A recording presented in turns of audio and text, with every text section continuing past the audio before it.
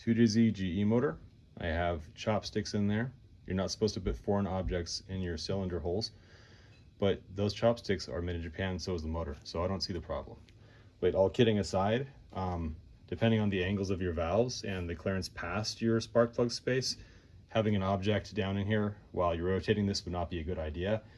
I know I have bad valves on this thing, and this is pretty soft wood, so don't do this. But notice these two valves are actually completely, all four of these guys, they're completely closed because the lobes are pointed up, and this is top dead center pretty much. So I'm going to rotate this, and you can see the next one at cylinder 2, those guys are going to go pigeon toe, and that chopstick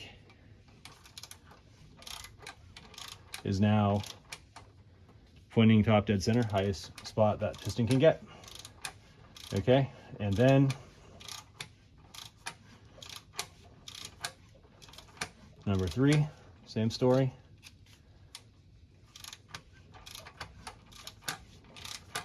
And then number 4, same story.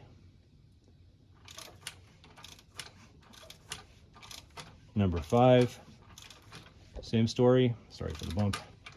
And then number 6, same story. And if you notice, if I go another partial cycle from number 6, we go back to 1, being top dead center. All right, so now if you want to find top dead center, always turn your crank clockwise, never turn it counterclockwise. And you can take something soft that you know is long enough to not fall in there. I mean, you can start off with like a really long screwdriver like I did. And very gently find that hole. And in this case, I found the depth of it.